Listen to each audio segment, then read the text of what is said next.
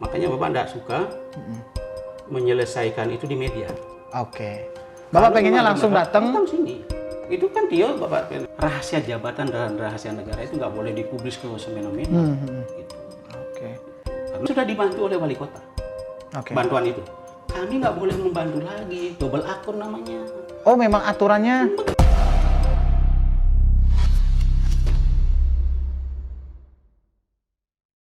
Bapak Pembimas Hindu Sulawesi Utara, Bapak Inengah Kokok SAG MSI. Oke. Apa kabar, Pak? Baik. Ya. Sementara kita sehat-sehat aja. Sehat-sehat selalu. Iya. Saya dengar Bapak baru dari Jakarta. Iya, kemarin kan itu ada launching tentang Widyalaya. Mungkin ini hal baru untuk umat kita. Apa itu Widyalaya? Itu Widyalaya itu adalah sistem pendidikan kita. Sekolah ya, sekolah. Untuk sekolah. Untuk sekolah. Kalau kita sandingkan dengan saudara-saudara kita yang Muslim, mungkin yang jauh sudah lebih maju dalam hal itu, Widyalaya itu adalah madrasah gitu. Gitu ya. Jadi dari TK sampai perguruan tingginya itu ada sekolah sampai Mahawidyalaya namanya, itu perguruan tingginya. Jadi mulai dari Pratama Widyalaya dari TK sampai ke Mahawidyalaya-nya. Itu kemarin PMA-nya baru di launching oleh Menteri, sehingga kami Pembimas seluruh Indonesia diundang untuk menghadiri itu juga. Oh begitu. Sosialisasi. Sosialisasi berarti baru. By the way, saya kenal Pak Kokok ini udah dari 2012, 2010 mungkin ya. Waktu Utsawa Dharma Gita pertama yang di Bali, itu pertama kali saya ketemu dengan beliau. Nah,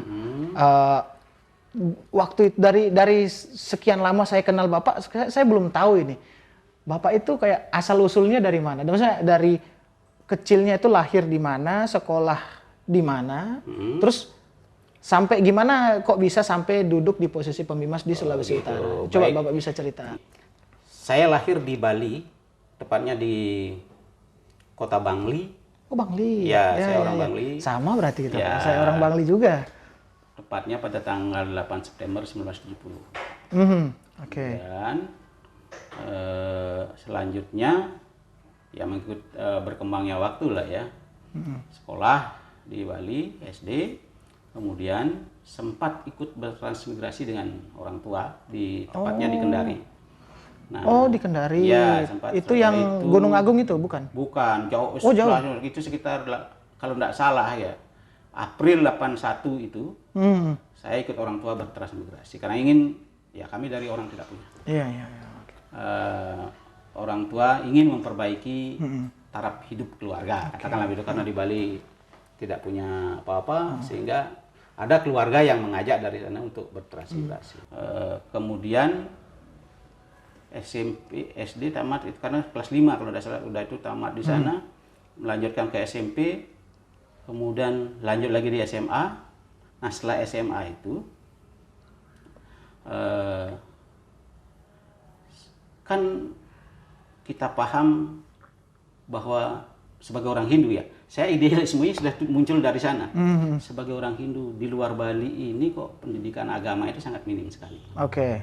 Maka ada motivasi ingin melanjutkan sekolah ke sekolah keagamaan waktu itu. Sekolah keagamaan. Iya, tepatnya waktu itu tahun 1989, saya tamat SMA. Kemudian dukungan keluarga sangat mendukung untuk sekolah di sekolah keagamaan yang notabene waktu itu di Kendari itu masih bisa dihitung jari. Mungkin saya pertama satu-satunya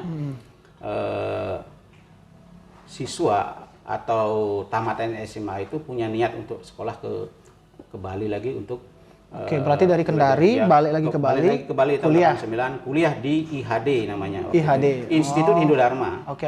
Nah, di situ menyelesaikan pendidikan pada tahun 94. Ya, saya wisuda, kemudian pada saat itu juga ya kita sama mencari peluang kemana kita kerja. Nah kebetulan waktu itu kami juga diberikan tugas setelah tamat ya, 94 itu karena kebetulan kami orang-orang dari luar Bali diberikanlah tugas kembali ke daerah ke Kendari dengan sebagai Dharma Duta. dari Parisade Pusat memberikan Oke. rekomendasi. Dharma Duta. Ya, Dharma Duta, artinya mengisi apa sajalah sebagai alumni agama gitu ya. Berarti belum statusnya belum pekerjaan ini ya, masih pengabdian ya, sekaligus menjadi pengerjaan lah. Oh gitu. Pekerjaan itu kalau saya berpikir pekerjaan itu adalah sebuah pengabdian. Nah, waktu itu sempat ya honor sana sini lah, diangkat sebagai dosen lah tidak tetap di Universitas Haluoleo di sana, mengajar di SMA, di SMP, bahkan SD saja saya tidak pernah ngajar. Oke. Ya, kemudian 99 ya, 98 ada penerimaan pegawai untuk di Dirjen Bimasilu untuk di staf di Pembimas waktu itu. Nah, saya ikut melamar waktu itu di Kendari ya. Saya ikut melamar walaupun saya pekerjaan itu sudah saya laksanakan. Ya, sudah saya laksanakan karena ya sedikit-sedikit Pembimas waktu itu almarhum Pak Made karyawan sedikit-sedikit ya, kami dia rangkul lah sebagai sarjana agama Hindu yang notabene waktu itu masih sangat-sangat terbatas jumlahnya di luar Bali lah ya. Karena kami sudah biasa hidup di luar Bali ya enjoy aja. Iya. Nah, terus kami melaksanakan tugasnya dan 98 itu ada formasi di masing-masing provinsi itu satu-satu kalau tidak salah. Nah, kami ikut tes di sana. Oke. Waktu itu di sana ada 3 alumni agama, ya katakanlah sarjana agama saat itu berada di sana, kita sama-sama untuk ikut tes. Nah, kebetulan waktu saya yang lulus. Tapi itu udah tahu mau di mana penempatan gitu, belum tahu? Nggak tahu kan itu kan kami itu PNS kan kita sudah menandatangani kontrak, bersiap di mana saja ditempatkan di seluruh Indonesia. Itu bermaterai loh, Dek. Oke. Gitu. Jadi ada salah satu klausul di sana. Setiap seleksi CPNS berkasnya itu sudah harus ada salah satu klausul persyaratan bahwa siap ditempatkan di seluruh Indonesia. Oke. Berarti memang udah Dan jiwa kami merantau. yakin waktu itu karena di sana formasi yang ada formasi kan di Kendari, di Kanwilnya, di Masindunya. Nah, pasti bukan di sana. Tapi penempatannya pasti di sana gitu. Oh, pasti, gitu. pasti karena formasinya formasi sana. Oh iya. Saya ikut tes di sana. Kemudian tunggu pengumuman, akhirnya keluarlah pengumuman penempatannya itu di Sulawesi Utara. Padahal saya adalah mengisi formasi di Kendari, Sulawesi Tenggara. Iya, Sulawesi Tenggara. Saya pertamanya tidak percaya. Pembimas waktu itu pun beliau tidak percaya. Oh masa sih, karena formasi di sini satu, terus kok ditempatkan di jauh di provinsi lain gitu. Ya.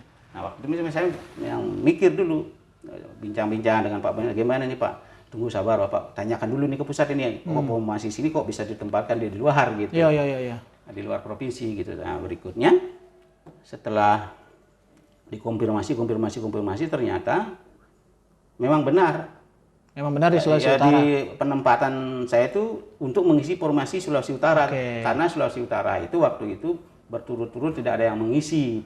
Nah, jadi saya cerita kembali ya. Jadi tahun tepatnya itu tahun 99. SK saya keluar karena saya penempatannya di sini, saya masih mikir waktu itu mau diambil enggak, karena mohon maaf saja kita juga sebagai manusia yang normal ya, keluarga enggak punya di Sulawesi Utara, siapa yang mau kita cari di sana, kemudian bla bla bla bla bla dan ada. Tapi masih bujang waktu itu? Enggak, saya sudah nikah. Saya sudah nikah, sudah punya anak satu itu, si Yogi itu sudah ada waktu itu. Wah, iya. Begitu. Oh, makin berat itu pertimbangan. Makanya, itu. saya pertimbangan karena pikirlah itu enggak. Ambil enggak ya? Tetapi ada saudara yang menyampaikan, kita juga kan rembuk keluarga loh ya. Kamu ambil saja ke sana. Kan cari NIP itu susah. Iya. Kan jadi untuk menjadi sebagai pegawai negeri itu susah, tidak gampang itu. Sayang kalau kesempatan itu kamu ambil. Walaupun tidak punya saudara secara hubungan ke keluarga begitu, ya coba di sana, nanti disitulah kamu cari keluarga kan gitu, cari teman, cari saudara dan lain sebagainya. Maka saya berangkatlah ke sini sendiri dulu. Jadi istri dan anak saya di sana, bahkan ke Bali dulu ke keluarga supaya saya memperjelas dulu di sini posisi saya sebagai apa, bagaimana di sini statusnya gitu. Nah ternyata saya sudah lapor di sini, ya memang SK di sini benar. Di sini segala rupa persyaratan administrasi kita penuhi. Maka sejak Sembilan- itulah 99 itu saya di Manado. Berarti Di Bapak Kanwil 25 tahun lalu udah di sini ya? Iya, saya kan masuk di 99 sebagai staf Bimas ini di Kanwil Kementerian Agama Provinsi Sulawesi Utara. Di sini kantornya. Oke. Gitu. Lalu tahun 2000 itu saya ditarik ke perencanaan di TU. Jadi di sub bagian perencanaan saya sebagai staf perencanaan di situ. Nah, itu berkembang dan di situ justru kurang lebih 5 tahun ya. Karena 2005 saya sudah dipromosi untuk sebagai pembimas. Oke, Nah, berarti itu pun mohon maaf, saya belum siap waktu itu. Satu, dari sisi kepangkatan waktu itu belum memenuhi syarat. Kemudian dari sisi pengalaman juga saya masih merasa minim. Baru 5 tahun itu? Saya sempat nolak. Oh. Nolak sama Pak, saya jangan dulu saya Pak, saya baru kemarin jadi pegawai dan saya. Tapi nah itulah kepercayaan ya. Kalau menurut Bapak, kenapa itu? Maksudnya kayak, kenapa atasan bisa sampai ngelirik, wah ini saudara Kokok ini bagus untuk kita jadikan pembimas. Maksudnya, Kalau saya itu merasa ya, karena saya kan sifatnya mengalir aja kerja gitu kan, apa yang diberikan tugas saya selesaikan, apa yang harus dikerjakan saya kerjakan. Mungkin dari situ atasan kan melihat bagaimana kinerja seseorang yang bisa dijadikan sebagai stafnya yang dipercaya gitu. Jadi jabatan itu adalah kepercayaan. berarti Bapak dari 2005 posisi pembimbing? Saya 2005 itu baru PLT. Oh, PLT. Ya, pelaksana tugas. Oke. Karena waktu itu pembimas yang di sini dipindahkan ke Bali. Oh, iya. Gitu.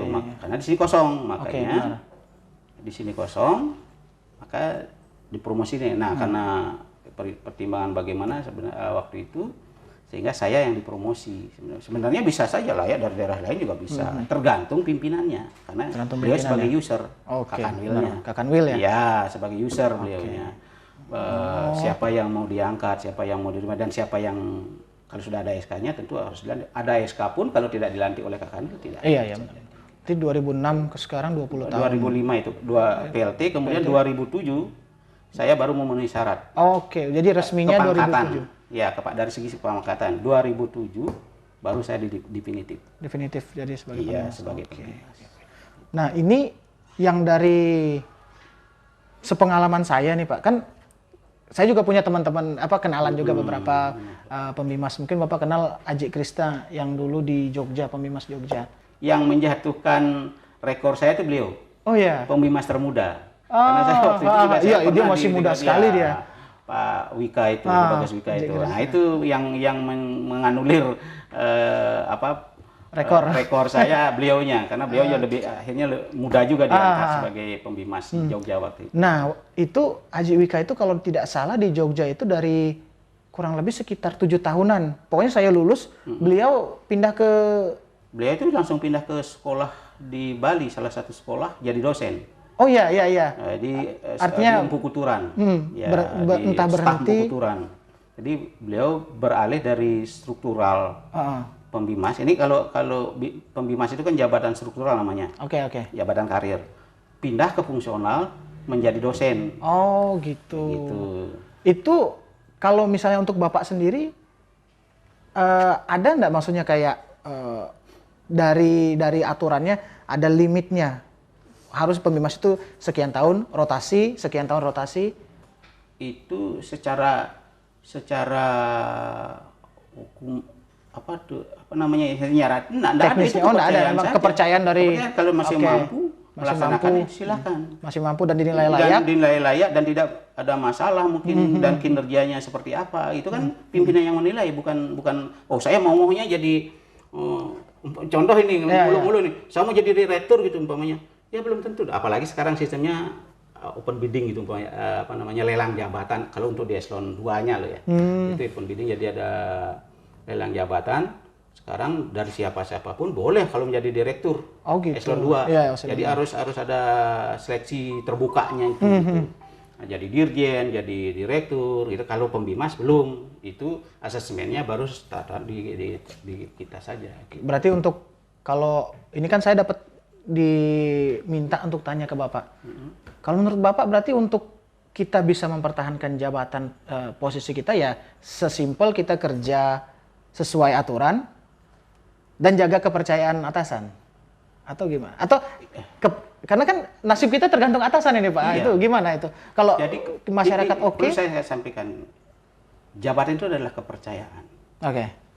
Jadi maka dari itu siapa saja berhak menjadi ini, tergantung kinerja, kepercayaan atasan untuk memberikan kepercayaan itu. Oh iya. Maka kalau saya pribadi, mohon maaf, untuk saya bisa selama ini ya saya laksanakan tugas saya sebagai pembimas itu seperti apa? Kan kita punya rel gitu istilahnya. Laksanakan tugas fungsi itu dengan baik, dan itu yang kita laksanakan untuk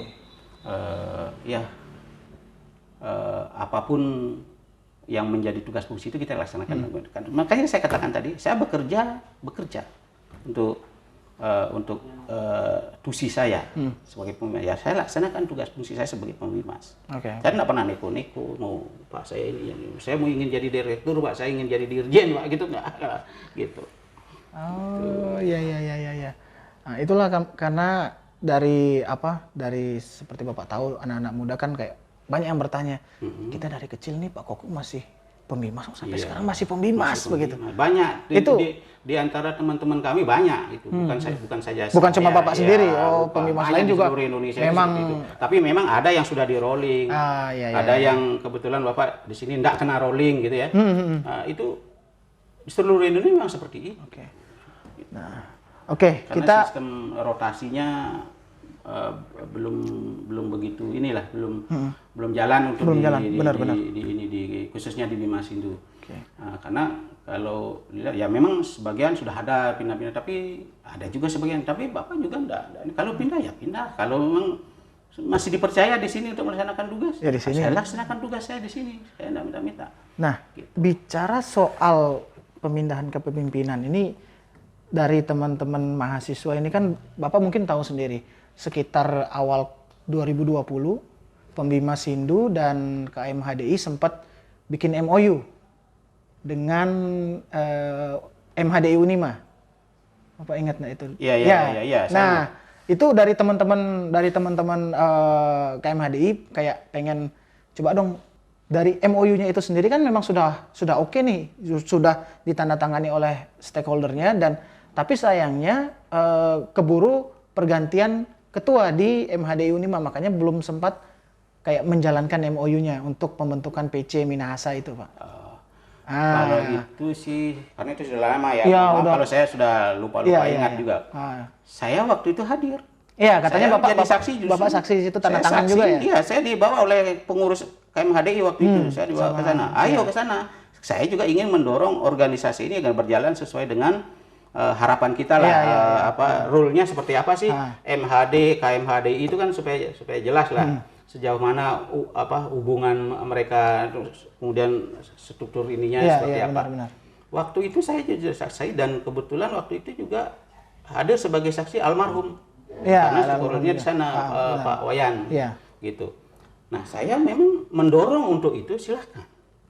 Yang penting sesuai dengan AD/ART-nya KMHDI. Apakah harus membentuk PC di daerah-daerah atau di setiap perguruan tinggi gitu? Ya silakan saja, kami mendorong. Yang penting itu sudah sesuai dengan AD/ART-nya KMHDI. Ya, benar. Kami mendorong itu, gitu. Nah, bahkan waktu itu kami sudah bertanda tangan sebagai saksi. Nah, iya itu.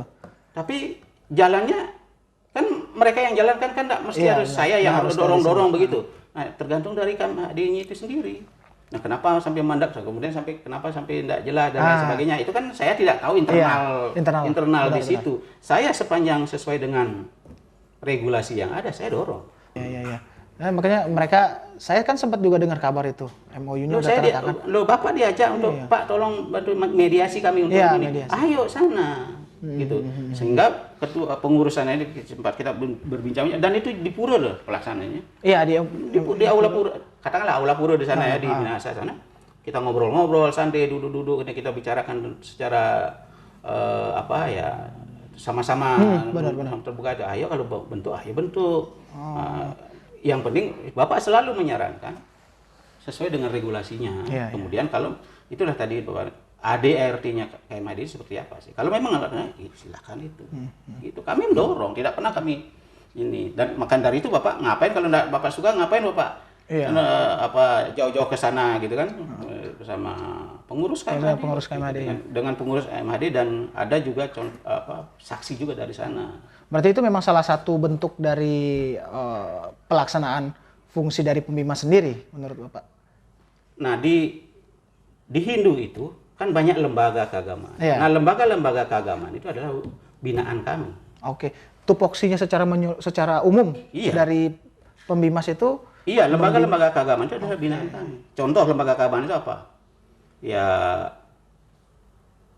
Pradah, KMHDI, WHDI dan bla bla bla lembaga itulah. KMHDI termasuk di dalamnya. Itu adalah lembaga-lembaga keagamaan di Hindu. Kalau bentuk binaannya itu sendiri seperti apa, Pak? Iya, kami selalu memberikan pembinaan lah kalau memang dibutuhkan. Kami memberikan pembinaan. Ya dari sisi apapun itu, gitu. Ya, Oke. Dari segi maksudnya kayak untuk membantu membuat acara atau kadang-kadang Bapak buatkan acara sendiri. Oh begitu. Ya, umpamanya di samping itu juga mereka membuat kegiatan, umpamanya Bapak diundang, saya diundang untuk memberikan sambutan atau membuka acaranya. Di sana Bapak memberikan contoh di KMHD ada DMO gitu umpamanya kan. Ada apa itu lagi kegiatan-kegiatan itu. Bapak diundang. Kalau Bapak diundang pasti datang untuk kalau ada waktu ya gitu pas Bapak ada di tempat, ada waktu itu pasti hadir untuk memberikan sambutan, memberikan pembinaan di sana ataupun mereka ingin ada acara. Konsultasi dulu ke sini. Gimana Pak? Kami mau melaksanakan ini. Welcome Bapak di kantor ini dan itu sudah berjalan dari yang lalu-lalu itu. Mereka datang beramai-ramai ke sini pengurus KMHDI. Kemudian minta saran, minta petunjuk. Nah, kami berikan sepanjang kami bisa berikan. Dan mau dilaksanakan dan tidaknya itu urusannya mereka. Bapak tidak intervensi. Oke. Mau intervensi Bebas. Bebas karena datang ke sini minta saran, minta pendapat bagaimana. Bapak kasih pendapat. Mau dilaksanakan dan tidaknya itu silakan. Itu karena otoritasnya ada di sana. Tetapi saya selaku pembimas diminta untuk memberikan saran, memberikan apa di situ, apakah motivasi dan lain sebagainya, lakukan itu. Kalau ke masyarakat langsung bentuknya seperti apa misalnya dari kalau ke masyarakat ya setiap mungkin pembinaan itu ya setiap mungkin ada persembahyangan kami dan mewacana begitu. Atau mungkin kegiatan-kegiatan apa yang melibatkan masyarakat. Kalau Utsawo itu masuk. Nah, kalau Utsawo lagi beda lagi itu. Kalau Utsawo itu salah satu lembaga melaksanakan semacam seleksi. Namanya Utsawo itu adalah lomba. Utsawo dan lembaga itu adalah lomba nyanyian atau kidung-kidung keagamaan gitu kan. Itu sebuah lomba.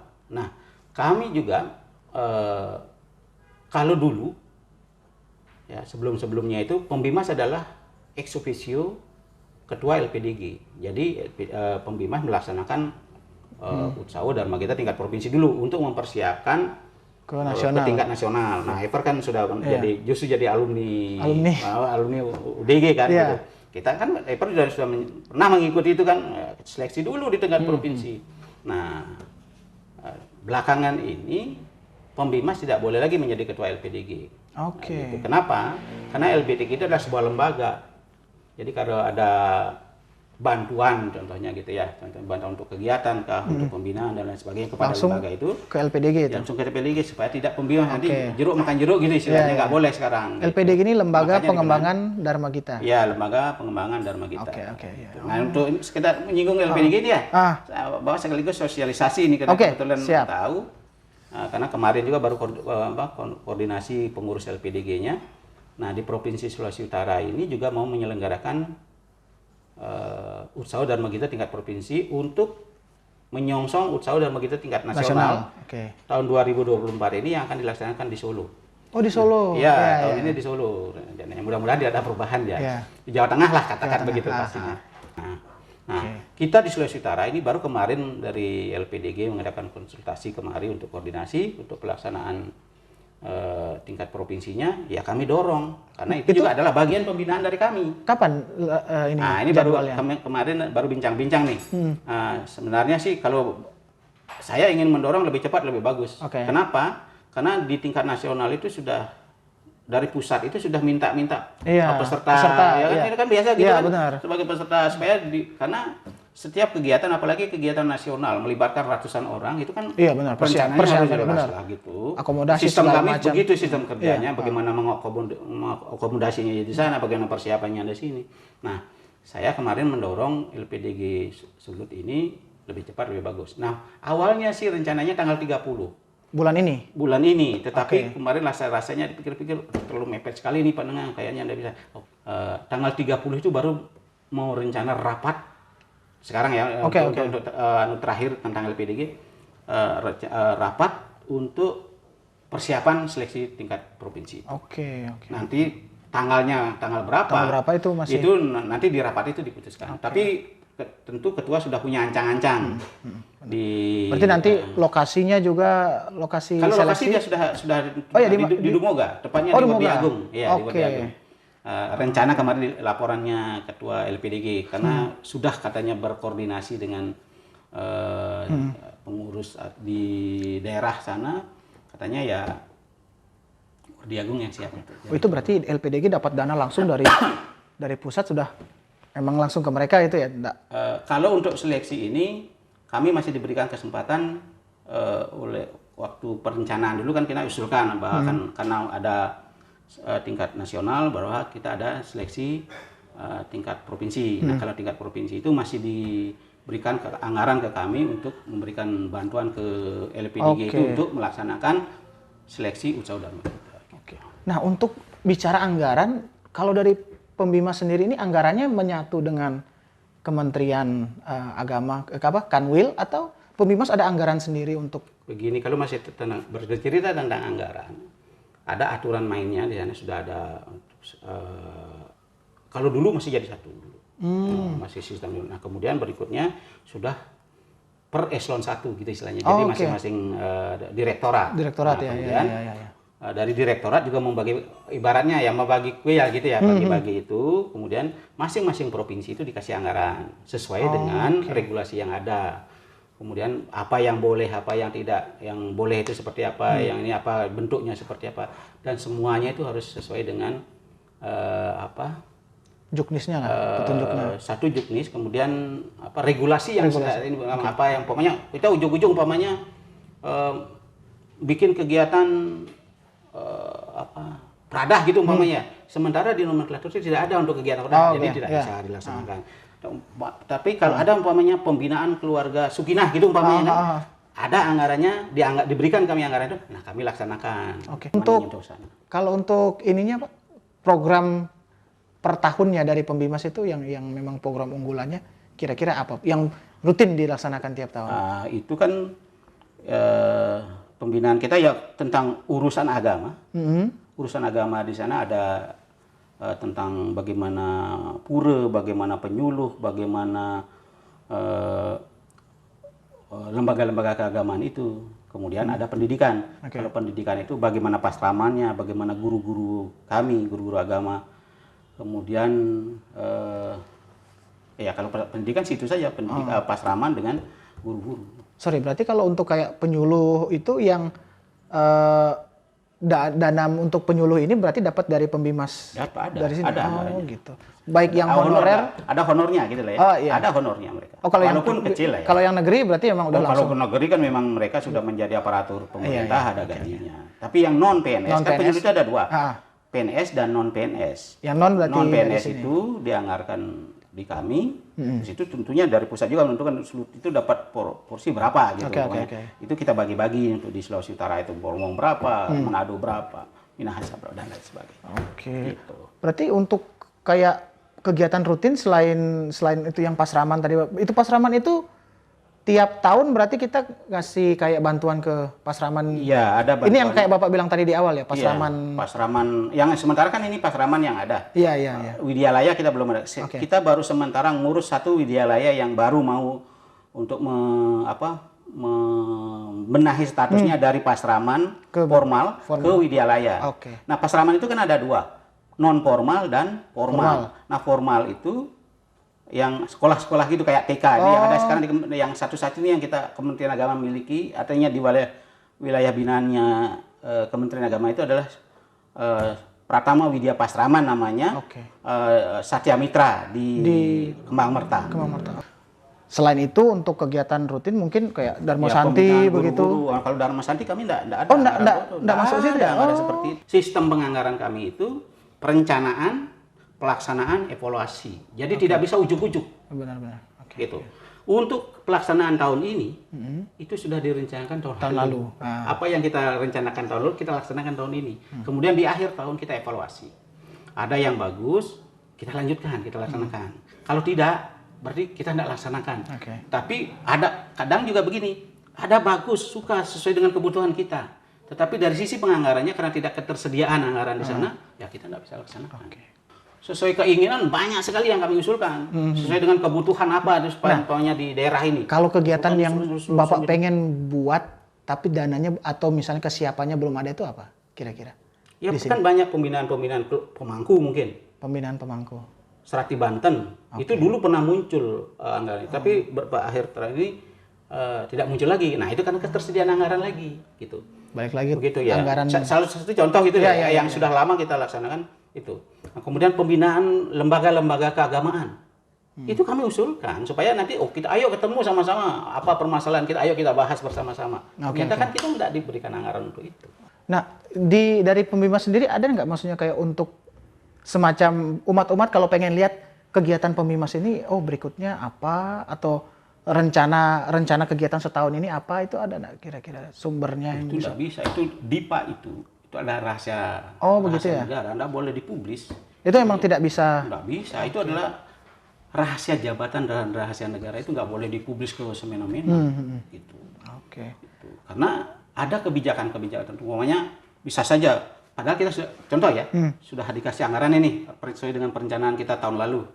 Tahu-tahu negara ini situasi seperti contoh kemarin, beberapa tahun kemarin COVID itu, kita sudah merencanakan kegiatan. Nah, tapi situasi negara seperti itu darurat, ya anggaran kita itu diambil lagi. Oke. Nah, jangan sampai, kenapa kami tidak boleh publik? Masyarakat sudah tahu, sudah berharap ada kegiatan, terus tidak jadi kegiatan itu, maka dihujat kan jadinya. Gitu. Jadi tidak boleh jalan sendiri sini. Saya suka ini begini, ini saya suka belum, nggak boleh. Oke deh, ini sudah 40 menit ya, lebih. 40. Silakan. Oke, kita masuk segmen berikutnya yaitu tanya jawab. Nah, ini dari teman-teman banyak sekali ada nitip pertanyaan. Cuman saya pilah-pilah lah, nanti Bapak tinggal bilang aja kalau misalnya terlalu sensitif rahasia kayak tadi. Boleh. Yang pertama nih, bagaimana bentuk atensi Bapak selama menjabat terhadap anak muda yang sudah mau melakukan pengabdian masyarakat, terlebih khusus kepada umat Hindu Sulut, sebagai bentuk membantu kinerja Bapak sebagai Pembimas? Bentuk atensinya yang mungkin ditanya. Ya, kami mendorong setiap atensi anak-anak muda apalagi ya gitu ya. Kami mendorong, silakan kami memberikan support, walaupun kami tidak bisa memberikan support materi kan, support motivasi juga kami lakukan. Makanya itu kami katakan tadi, contoh umpamanya Pradah, Kota Manado datang sini. Kalau provinsi sudah lah karena mereka ada di sini, tapi dalam transport jangan dikonten. Kan selalu kami motivasi untuk kegiatan-kegiatan apa. Kami hari datang sini, Pak bagaimana ini? Kami berikan motivasi untuk bisa lebih eksis dia. Bagaimana membawa ruh organisasinya itu bermanfaat bagi organisasi itu sendiri dan bermanfaat kepada umat. Oke, kalau menurut Bapak, kalau misalnya organisasi pengen mengajukan kayak mau ke sini untuk minta bantuan dalam hal memfasilitasi untuk ketemu siapa itu bisa atau bisa ya? Umpamanya kalau untuk ketemu Kak Kanwil kami fasilitasi. Jadi jangan ujuk-ujuk, justru kalau kami berharap jangan ujuk-ujuk dari lembaga atau mahasiswa ujuk-ujuk mau ketemu Kak Kanwil melewati ini. Kak Kanwil akan bertanya. Udah bertemu Pembimas. Ketemu kabinnya atau pembimasnya. Gitu. Jadi ketemu dulu di sini, apa yang mau dibicarakan, kami akan antar ke sana atau kami audiensi dulu dengan ajudannya. Kapan?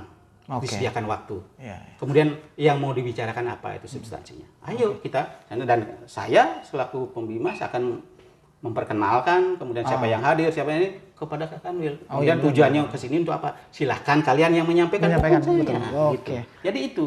Tetapi kalau mau ke gubernur, ke wali kota gitu sudah ranahnya berbeda. Iya, udah beda jalur itu. Beda jalurnya gitu. Kalau untuk misalnya organisasi ingin minta bantuan dalam hal dana, tapi Bapak tadi sendiri bilang di Bimas dananya udah terplot gitu ya? Iya, mungkin makanya bisanya untuk memohon bantuan itu minimal satu akhir tahun sebelumnya, umpamanya November untuk memohon bantuan 2024 nih.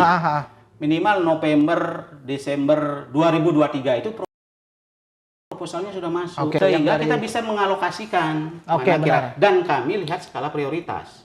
Contohnya tidak ujuk-ujuk juga proposal. Semua proposal masuk diterima. Proposal dapat bantuan. Ya, dananya juga terbatas. Iya, karena satu, kami dana terbatas. Kemudian kedua, kami melihat skala prioritas. Mana yang kira-kira lebih prioritas kita harus laksanakan lebih dulu. Nah, itu yang kita lebih dulukan. Karena ada tim juga nanti yang akan memverifikasi proposal itu dengan kegiatannya itu seperti apa. Masuk akal atau enggak, kan begitu ya. Artinya diverifikasi lah. Kemudian itu jadi jauh-jauh ini harus disampaikan, bukan ujuk-ujuk sekarang. Kegiatan bulan depan sekarang langsung minta bisa. Sini. Susah ya? Tidak bisa. Kami bukan pejabat politis. Kami adalah itu pejabat karir dan itu semua sudah terencana, makanya ada perencanaan. Jadi ujuk-ujuk datang ke sini, Pak, saya mau mohon bantuan dari pembimas. Kalau secara pribadinya mungkin oke. Mungkin astungkara lah pembimas punya rezeki gitu, ada bisa menyisihkan dari gajinya. Ya kalau untuk kegiatan apa bisa bantu ya 50.000, 100.000 gitu dari isi kantongnya. Oke, tidak masalah. Tetapi kalau mau dapat bantuan dari institusi kami, itu harus bersistem. Harus bersistem ya. Iya, tidak mungkin ujuk-ujuk kami effort datang ke sini. Oh, Pradang mau bikin kegiatan ini, Pak, butuh dana ini. Bapak bisa bantu nggak? Kemudian bantuan-bantuan apa saja yang boleh. Oh iya, itu juga ada aturan mainnya. Bantuan keagamaan, pelaksanaan ibadah keagamaan nggak boleh. Oke. Nah, gitu. Jadi kalau bantuan-bantuan itu juga ada apa namanya yang masuk di dalam regulasi dan di luar regulasi. Contohnya untuk pelaksanaan odalan gitu di pura itu kami nggak bisa membantu untuk odalan. Umpamanya untuk Dharma Santi gitu, kami nggak bisa membantu untuk Dharma Santi. Renovasi pura begitu? Kalau renovasi pura boleh. Masih bisa. Itu namanya apa ya? Bantuan rehab. Rehab. Ya, rehabilitasi pura. Iya. Gitu. Tapi kalau membangun tidak ada. Kami tidak bisa membantu pembangunan pura gitu, umpamanya tidak bisa. Tetapi rehabilitasi ada. Sip. Semoga menjawab itu dari teman-teman. Berikutnya, bagaimana tanggapan Bapak tentang pembangunan pura Segara Tongkaina? Kalau tentang pembangunan pura itu oke. Dari Bapak sendiri pembimas mendukung di mana, apalagi membangun pura, baik secara pribadi atau institusi, membangun pura itu adalah sebuah kehormatan. Gitu. Jadi saya baik secara pribadi maupun secara institusi, silahkan. Yang penting ikuti regulasinya. Yang terakhir. Terakhir ini boleh banyak masih boleh. Ngobrol kan jarang kita ngobrol kayak mana yang bisa dipublis, mana tidak. Siap. Kamera panas itu sudah. Nah, ini kemarin waktu kan tahu dah waktu yang ada berita heboh itu. Nah, dari teman-teman mahasiswa ini bertanya, kenapa saat berita itu tidak mencari si sumber pembuat statementnya? Bapak pribadi? Iya. Ngapain makanya Bapak enggak suka menyelesaikan itu di media. Bapak pengennya langsung datang sini. Itu kan Bapak kan untuk nelpon. Iya, itu dari teman-teman nanya kenapa harus lewat Bang Tio. Kan staf, pembimas boleh dong merintah staf untuk ini. Gitu. Jadi Bapak bukan ini. Jadi kemudian Bapak tidak mau menyelesaikan polemik yang ada itu di media. Di luar. Benar. Kalau mau datang sini, ayo silahkan sini. Nah, contoh, ogoh-ogoh lah katakan kemarin. Nah, itu kan sudah dibantu oleh, sekalipun ada di sini ya di kami, kan sudah dibantu oleh wali kota. Bantuan itu. Kami nggak boleh membantu lagi, double akun namanya. Memang aturannya begitu sistemnya. Sekalipun ada loh ya bantuan. Sudah dibantu oleh pemerintah. Ini lain lagi membantu. Kan double akun. Oke. Nggak Iya, boleh. jadi pemborosan anggaran. Pemborosan anggaran. Kalau mau ayo kayak gini kan enak. Nah, jadi harapannya Bapak untuk kalau Bapak bisa menyampaikan 1-2 hal buat ini teman-teman panitia. Jadi bersistem lah kalau Ya, ini. betul. Minimal ya kecil-kecil gini juga diajak ngobrol. Datang sowan ke sini, apa yang mau dibuat, ayo ngobrol. Apa yang bisa saya bantu, saya akan bantu. Kalau tidak ya mohon maaf. Ya. Kan gitu. Supaya apa? Lu masa Prada kayak Mahdi, lu kan anak-anak Bapak. Oke deh. Gitu. Sip. Oke. Gitu. Terima kasih Pak sudah menjawab pertanyaan-pertanyaan dari teman-teman semua. Ya. Jadi itu lagi yang saya bisa tangkap. Memang untuk teman-teman kalau ingin bertamu ke sini langsung welcome. Pembimas welcome. Tapi apa? Waktu dulu. Ya, tentu. Waktu dulu kaget. Jadi saya kan bukan ngurusin Iya, betul. saja gitu, Pak. Kadang-kadang. Ya, Pembimas ini kan punya Sulawesi Utara. Kadang-kadang saya dulu. Nah, contohnya kan besok tanggal 30 itu kan ada acara di kampung sana. Ya, saya harus hadir gitu. Karena Bapak sifatnya sekarang sudah tua itu membina, ngayomi kalau mampu gitu ya. Memberikan support, memberikan motivasi apa yang untuk membangun kita semua. Iya. Gitu. Tentunya untuk memajukan umat Hindu di Sulawesi Utara. Ya, khusus Manado gitu. Oke, silakan lanjut. Sepertinya itu saja untuk hari ini. Jadi memang teman-teman ditunggu kehadirannya di sini. Tinggal hubungi, ada Tio, ada staf Dewa juga, ada Rizky juga. Andika gitu. Oke, ada banyak orang. Bisa dihubungi, atur waktu, ketemuan sangat welcome. Welcome untuk membahas apa saja, silahkan. Oke, siap. Ya. Itu saja untuk hari ini dan bye-bye.